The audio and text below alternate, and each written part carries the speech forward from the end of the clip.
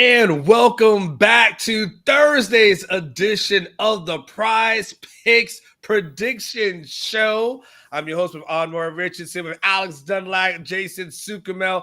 Alex, we had this weird thing last night called rain in Austin. What? Yeah. Can't wait to see if Blake. I can't wait to see if Blake gets to update the rain gauge on my show a little bit later for the the Lake Travis water levels. They might go up for the first time since I've started doing it. But yeah, dude, I got over 3.5 inches in my rain gauge just overnight. Just nice. It feels good, man. It feels real good.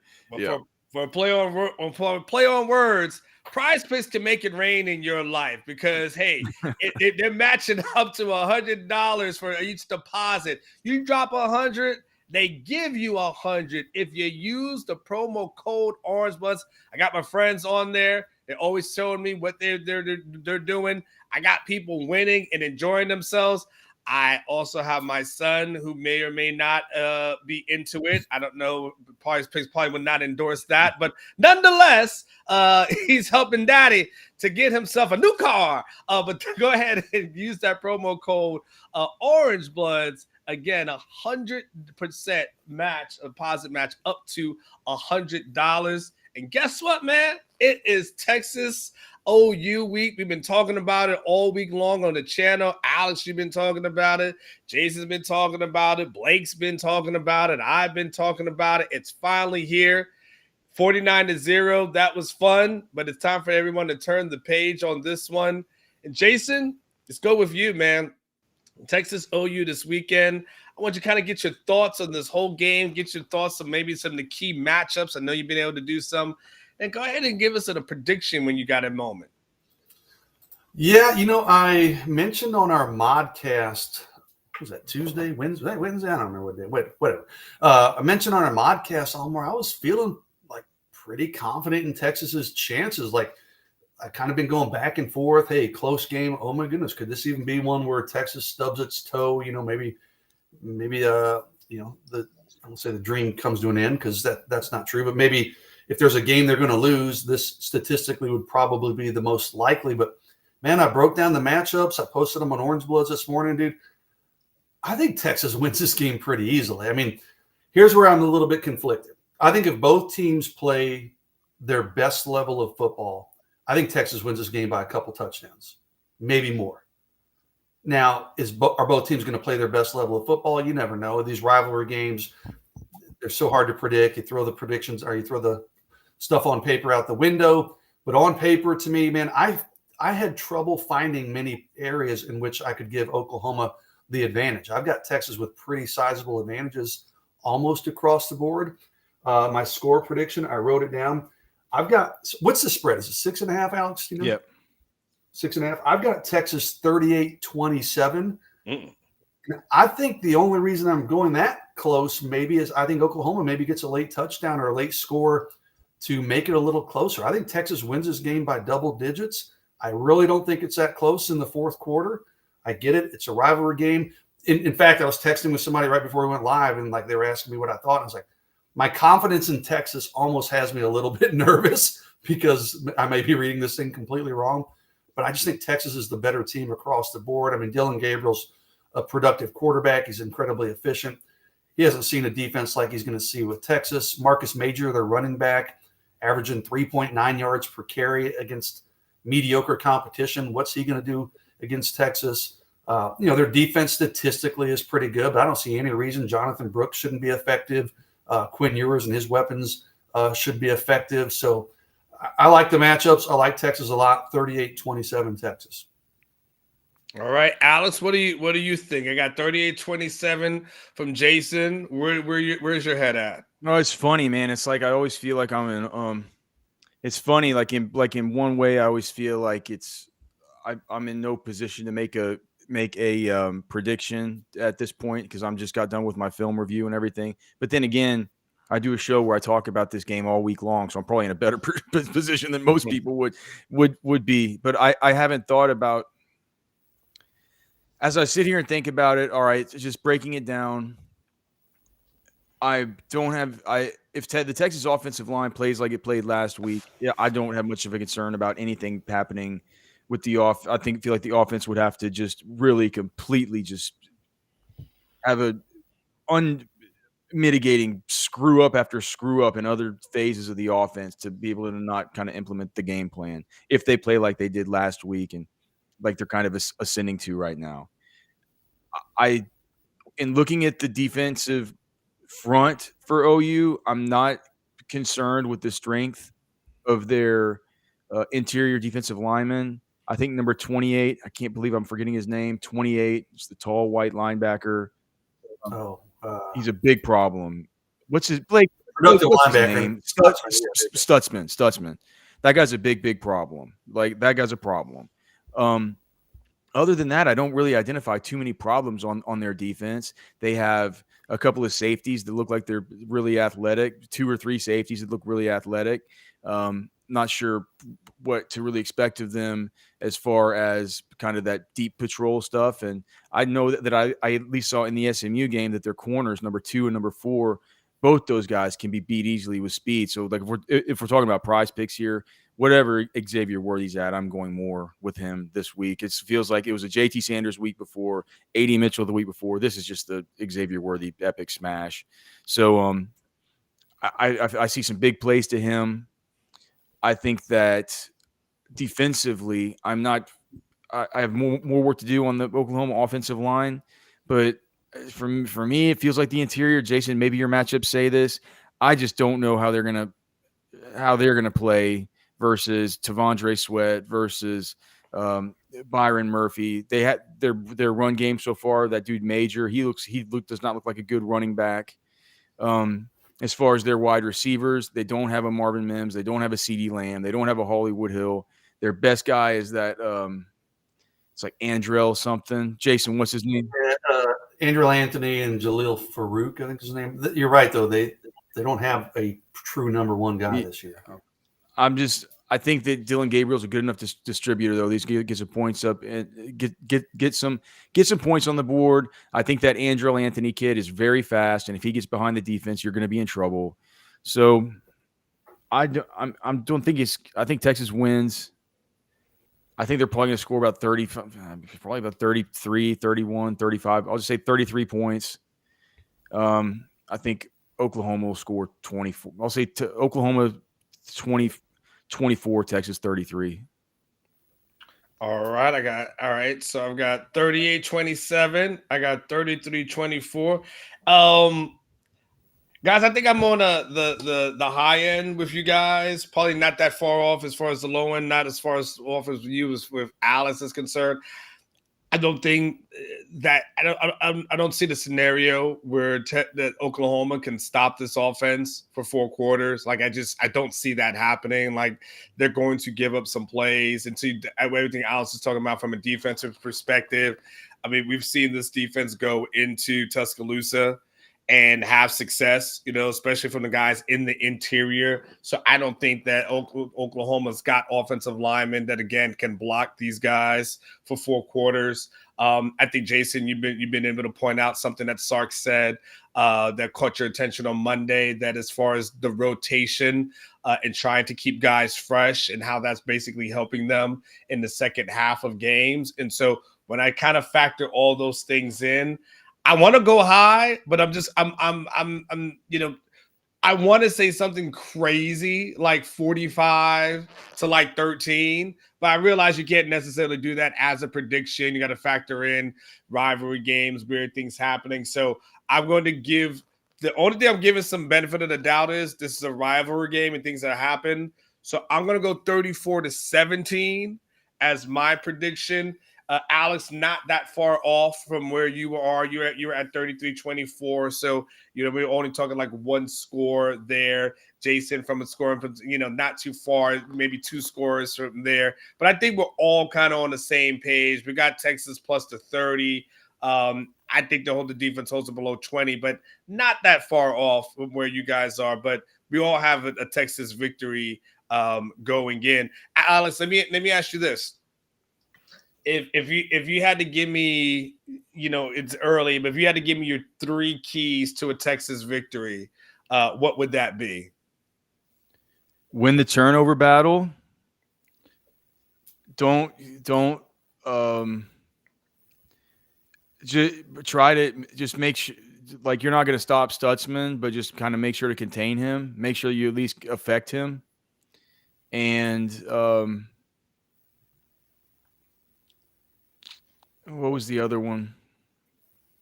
Oh, I think that just with you have to get Dylan Gabriel on the ground. The whole run game stuff is going to take care of itself. The whole run game thing is going to take care of itself. Oh, you could tell just watching Venable's press conference this week. He's getting questions from the media like, "Hey, dude, like, what, any updates on the run game? Like, how do you kind of feel about that right now?" He's like, "Well, he's kind of got defensive, a little bit defensive, Not that Venables is a super fiery guy, but as defensive as a dude like him kind of can act, saying I stand by the run game. I was like all this, but you look at the stats. Their leading rushers averaging like 3.9 a carry. He can't get anything done. There's really not. So that run game stuff's going to take care of itself. Texas has terrific linebackers that are kept clean by terrific interior linemen, especially in these setups where Alfred Collins is not going to be one of the interior guys, and you can have the setups where it's Byron Murphy next to Tavondre Sweat in one of those sub packages. I don't understand why that's not just the starting group anyway, but that's getting me off onto a whole other tangent. So I would just say with the run game stuff, that's going to take care of itself. But Ethan Burke's going to be a key guy here. Anthony Hill's going to be a key guy here. Barron Sorrell's going to be a key guy here, because if the run game's shut down and they got to abandon it, you got to make sure that Dylan Gabriel can't be that. Say what you will about him, about whether he showed up in big games and stuff like that. I think Venables is right that he views him as just a really good distributor, a guy that can matriculate the offense down the football field. I mean, what, Jason, has he thrown touchdown passes to like 10 different players this year or something like that? I'm not sure if you came across that in your matchups. That was just something. I'm not sure that that's exactly true, but Venables said something like, 8. So Venables was saying that, just about how, it's not necessarily bad that they don't have a go-to guy in the offense, because Gabriel's such a good distributor. He can find a lot of ways to pick you apart, so you got to get him on the ground. And if you can't get him on the ground, you at least have to affect him, whether that's physically, whether that's mentally. He's got to have the play clock going off in his head. He's got to say, man, it's been 2 seconds. I got to get this ball off, or else I'm about to have some demon just wrecking me, from my blind side. And to be able to do that, you're going to need to get pressure early. Whether you get him on the ground, whether you get home or not, he needs to at least feel you in the pass rush. So those are my 3. All right, Blake, let's go ahead and jump into the prize picks. Let's go ahead and see what you got for us, and let's see where we're at. Let's look at the ones that I want you guys to get in your head, Jason and Alice, as we look at this thing. They've got Jonathan Brooks at 93.5 rushing yards. Jordan Whittington at a 32.5 receiving yards. Adonai at 66.5. We've got Quinn over going back down at 293.5 passing yards, 0.5 interceptions. Xavier Worthy at that 76.5, and then Quinn 2.5 passing, rushing, and receiving touchdowns. How this works simplistically with Prize Picks, you select the player that you want, and then you say, will they take more, or will they get more or less than the projections that they're currently by that player. If you go ahead and guess the right ones, you actually end up winning some money. Jason, which one of these things on here appeals to you? Which one that says, oh man, I've got to jump on this one? Well, let me preface that by saying I am a Prize Picks baseball guy all of a sudden, not football. So whatever I say, probably go the other direction. Baseball, I've been nailing. Football, not so much. Okay, let's look at these. The Jonathan Brooks total, that's a big number, right? But he keeps smashing that number. But I'm not sure how I feel about that one. The Whittington one, 32.5, man. I don't know. I keep finding myself, it's enticing because you're waiting for him to have that kind of that big number, but it just never seems to come. He hasn't hit it the last 3 games, so I think I'd maybe take the less there. But I'm with Alex, man. I think this is a Xavier Worthy game. If there's one that I like the Xavier Worthy more. And that Quinn number's big, man. 293.5. He's got to get close to 300 yards, but I think Quinn shows up in these games. Quinn usually has big games on big stages, so I like the Xavier Worthy more. I like the Quinn Ewers more, and I know this doesn't correlate, but hey, that Whittington less to me. It's been hitting 3 consecutive weeks. I'm probably taking the Whittington less. I'm not necessarily saying I'd play it, but if I'm taking the more or less on Jonathan Brooks, this maybe feels like a game where he comes back to earth a little bit. Maybe CJ Baxter gets a little bit more involved. So I'd probably take the less, but most likely I would stay away from the Jonathan Brooks total. Alex, this is right up your alley here. What are you thinking, Alex? I don't like much of this board. The Xavier Worthy, I said I'm taking that no matter. Like Xavier Worthy's going to have that in one play. One play. I'm not saying on his first play. I'm not saying on his first play, but I'll bet you. But you think he's going to have a 77-yard play in this game? Yeah, man. I don't know if 70. Wow. He's going to have a monster play. This is going to be an Alex and Jason bet if we're going to go down there. Do you want to give me? Do you want to give me 25 to 1 that he has a play of over 77 yards? Wait a second. You still owe me $20. What was it? 10 to 1 odds? I'll go double or nothing, 10 to 1 odds. Basically, yeah, double or nothing. That if he hits over a 77-yard play, you don't owe me that $20. If he doesn't, you owe me 40. No, what are you talking about? What is that? I'm saying. No, I'm saying. All right, so I do owe you the 20. I'll give you the 20. But do you want to make another bet? 10 to. Let's just say I'll give you 10 to 1. All right, I'll screw it. I'll take it. 10 to 1 odds. Let's do $10 on this one. Fair. $10, 10 to 1 odds. Fair. Okay, let's do this. Can we do this? All right. Can we set forth a parameter of when the bet needs to be paid up as well? Because within the next few weeks, when he pays for our Orangebloods lunch, he can bring the cash for these. I'm not doing that, but I'll definitely play up on these. These are legit bets. Oh, come on, Alex. This is, you know what? Now the catch isn't here on the show. I can tell you guys why that bet was never legitimate to begin with. I was pressured by a guy that pays my, I guess not my salary, but pays my wages every month to take a bet that there was literally no upside for me in taking. He just said there wasn't anybody else that was going to have to pay a bet. Yeah, you and I were not. We got the short end of that. What are we going to do? Neither of us. Yeah, you got to head away. Everybody else was going to get to be the beneficiary that I would have been had I have won the bet. Right? Ketchum's just like, let's get us all in on this bet. The whole premise never made any sense anyway. So you agree to it. You agree to it, Alex. Like, what? Of course, I agree to it for the sake of the show and for the sake of the Ketch was paying me money. You can't back out. No, of course I can. Oh, what does that make you as a person who makes a bet, loses it, and says, I don't want to pay up because I don't think I should have ever made the bet in the first place? No, I didn't. But here's the thing. I didn't ever make the bet. I was told that this was going to be the bet. Oh, come on. And I'm still not convinced that there's been, and I'm still not convinced that there's been a non-cockamamie answer to this whole thing. This whole thing is just cockamamie. I'm taking it to the Supreme Court. You would never pay up. I've been had. This has been a complete miscarriage of justice from start to beginning. Cheap is all it is. I said for years you would never pay up because Alex is cheap. I definitely am cheap. Yeah, I said he'll never pay up on this bet. Alex. Nonetheless, he will never pay. He'll bet. So okay, that's fine. He can't do anything. Wait, real quick.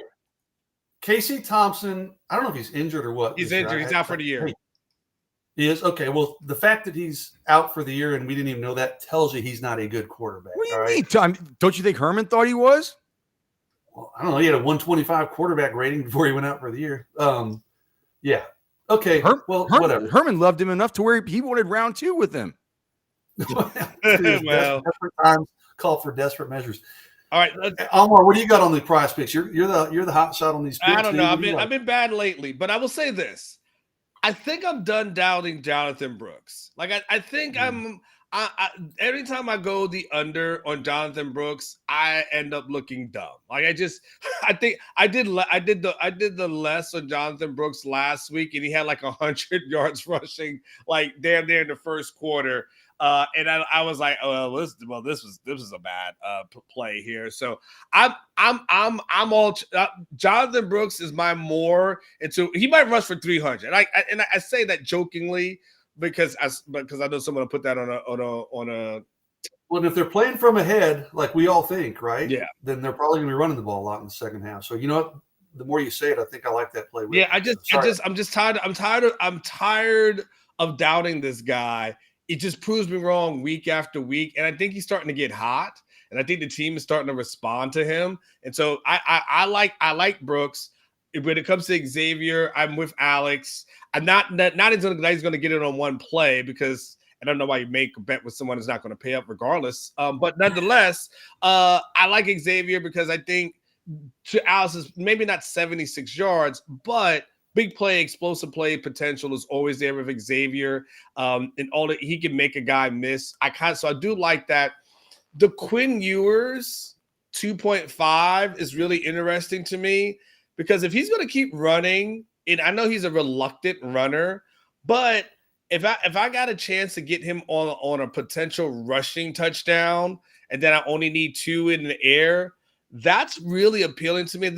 Those are the 3 that appeal to me the most. And because here's the thing, like Quinn, the 293, like to Alice's point, I mean, Texas could win this thing going away, and he doesn't have to throw for 350 yards. Like if Jonathan Brooks has a good game, Quinn Ewers doesn't need to throw for 3+. He might be able to because it's a big game for him. But I liked the Brooks one. So I like Brooks. I like Quinn on 2.5.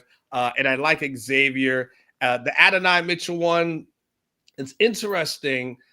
Only if Jatavian is not playing, and I had something on Orangebloods that says he has been practicing. I just don't know to what degree that he'll be, like what percentage he'll be ready to go. But I did have a report on that this morning that Jatavian has been practicing. And so I don't know what that means for Adonai. Those are the 3 that move the needle for me the most, Jason. Yeah, no, I like them all. I saw someone in the chat. I was looking as you were talking. I'm looking at the Oklahoma lines or lesses and mores, and someone said Stoops under 51.5 yards. Drake Stoops. That's exactly the one that jumped out at me. I'm looking, and another one. They got Dylan Gabriel 0.5 pass interception, same line they have as Quinn. That's intriguing because Oklahoma does turn the ball over in the way of interception. They force interceptions quite a bit. But I'm not, Quinn protects the ball pretty well. Like I could see Texas forcing Dylan Gabriel into at least 1 interception, but I do like the Drake Stoops less than 51.5. So as we sit here and talk, I'm packaging that in with Jonathan Brooks and Xavier Worthy at Moores. So there's my play for that game. I tell you what, as more usually PrizePicks might reveal some more players later on that, over on Saturday, something like that. I saw the Aaron Little this morning, and he told me one thing that's been paying off for him on PrizePicks is that when he's actually taken the opposing kicker the less every single week, and it's been a payoff because he said the numbers are usually pretty high for the kickers. And these kickers aren't scoring points. They're barely getting extra points. They're barely getting field goals. And so he says he usually waits for that portion to come out. Specific to Texas opponents. Yeah, the Texas opponents. So I'm not talking about Auburn. I'm talking about the opponent. Right. So whenever they release the Oklahoma kicker, you might be good to take the less on that one and then go from there. Alex, is there anything else that you've seen on PrizePicks? Have you had a chance to scan around and see if there's anything else that moves the needle for you? Jason, what is I'm there's absolutely no way that I'm going to get branded around here as a guy that doesn't pay for my bets. What is your PayPal address? Dude, I'm not even worried. I'd rather have the lunch. I'm not worried. Just do it. Just tell me. What is it? Is it the same email that you use for everything? Oh, PayPal? Yeah. Is it just under my email? Yeah.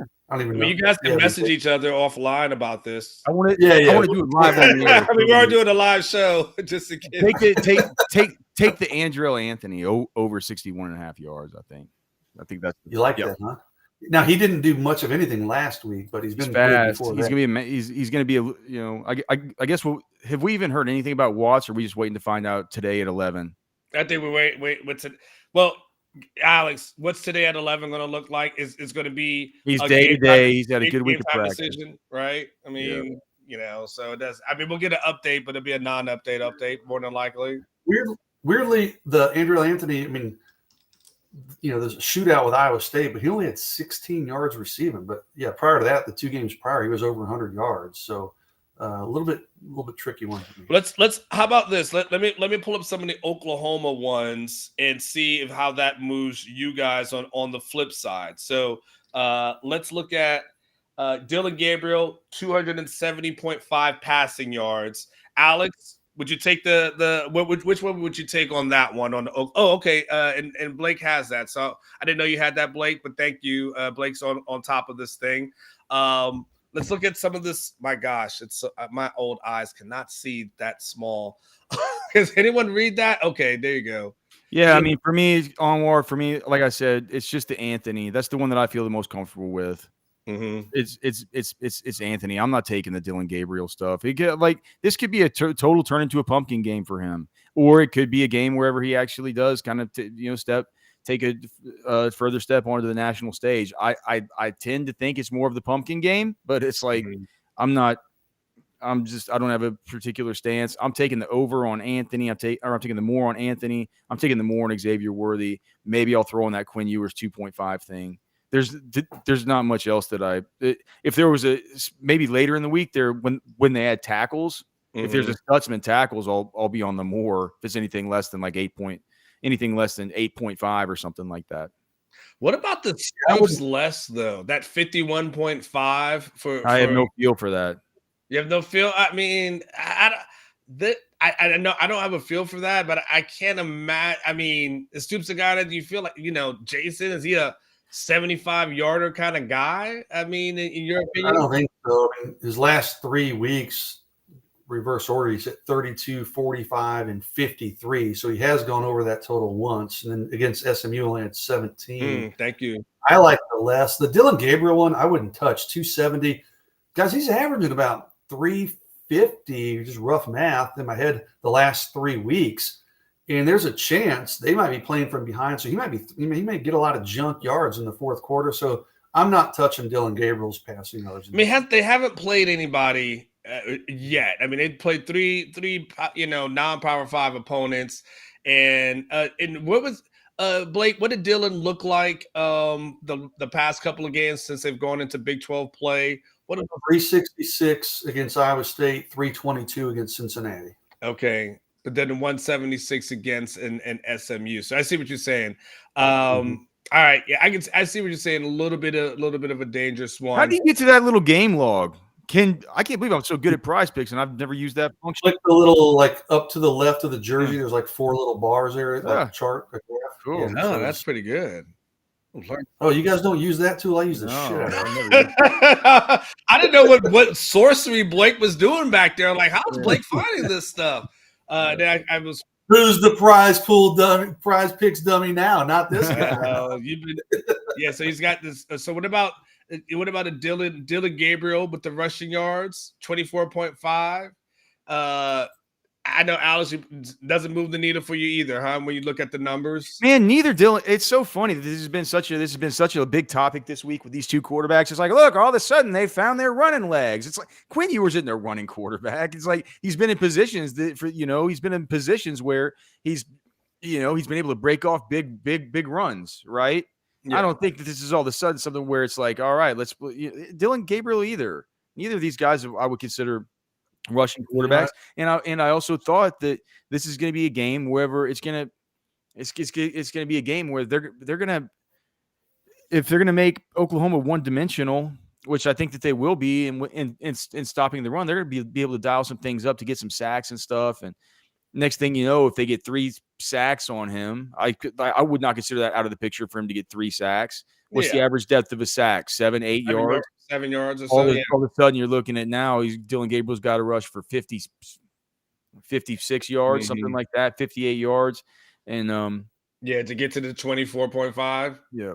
So I'm loving the less on that. Yeah. I literally I'm putting that in a pick as we're talking here. Like the more I kind of think about that, like Alex, the sack yardage, I think Texas is going to make him uncomfortable.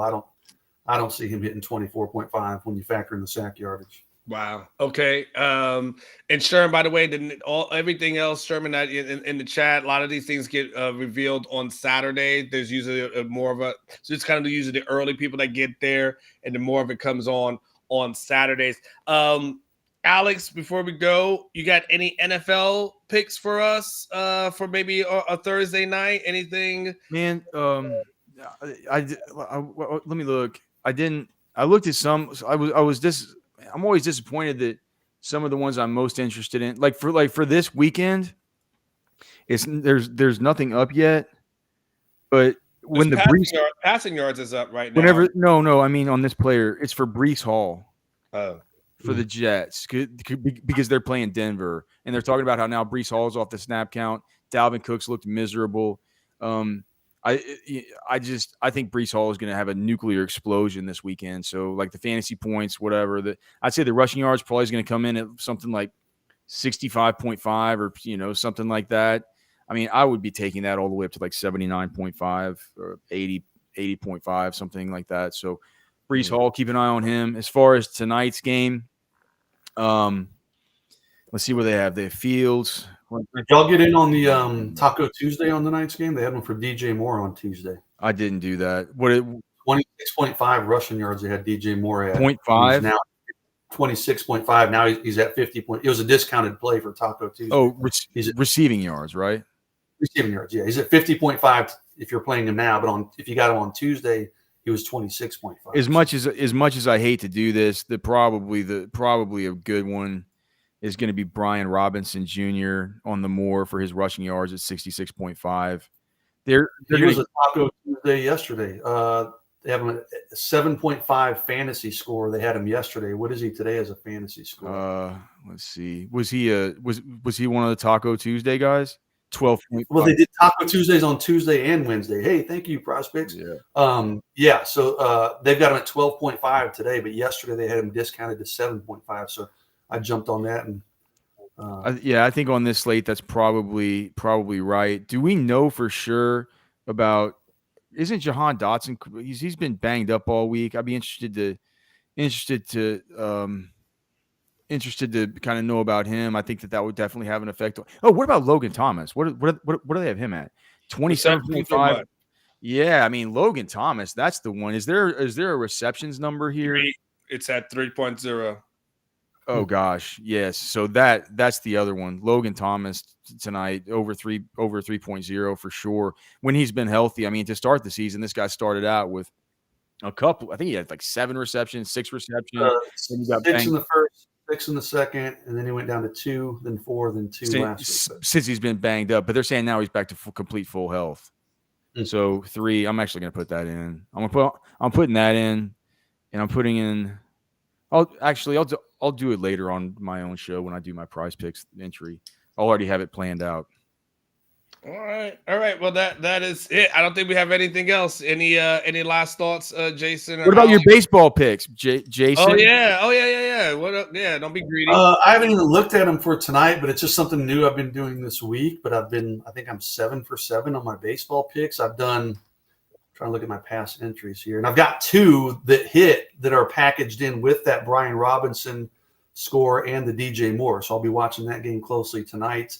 So I've been doing there have been a lot of like strikeout ones where I've been doing for the postseason. But what I've been doing, I kind of said I've been taking some of these players who are at the bottom of the lineups, and they'll have them at total bases. And it'll be like usually it's 0.5. So there was a outfielder for Toronto last night. He was at 0.5 total bases. Well, the dude average is like 220 right on the season, and he's at the bottom of the lineup.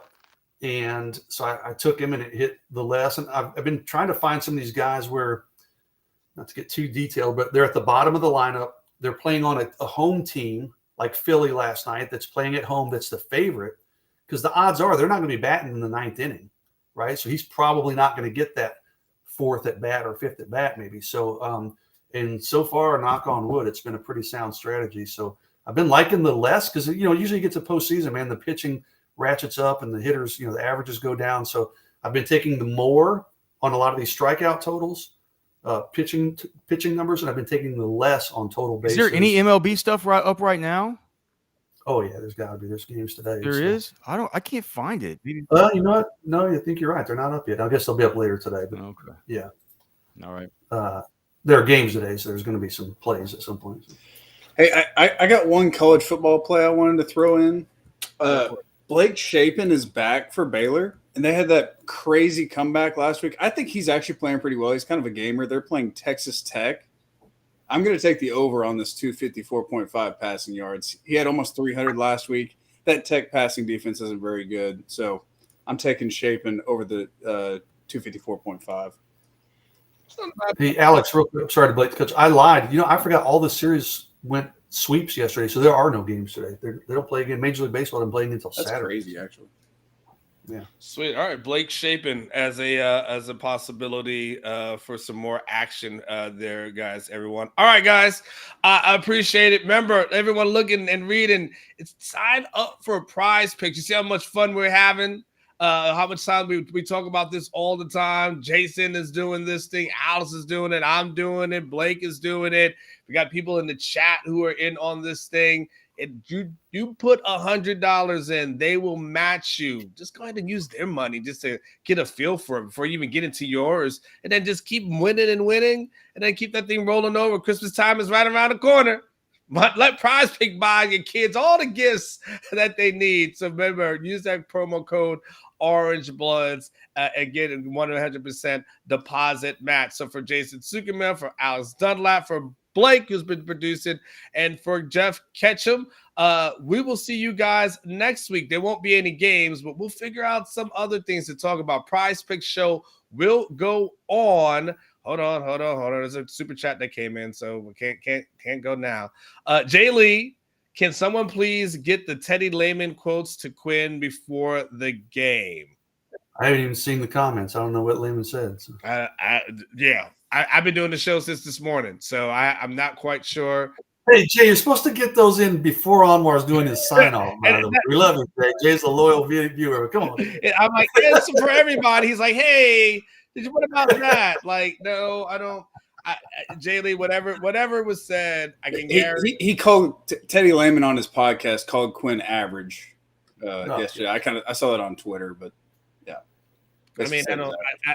If Quinn needs Teddy Lehman to motivate him, I think Texas is in a world of trouble. Like if Quinn was like, man, I don't know, I really wasn't caring about. Oh wait, Teddy Lehman said something about me. Oh man, well shoot, now I'm really going to practice. Come on, coach. I wasn't going to do anything this week, but Teddy Lehman said something about me. If that's what we're worried about, then you should. There's some real worries about this team. I think they should already be dialed in, but thanks for that. All right, we're done. Go ahead and sign up for PrizePicks. I'm not going to say anything else because somebody might throw in a super chat. We'll see you guys soon. Take care.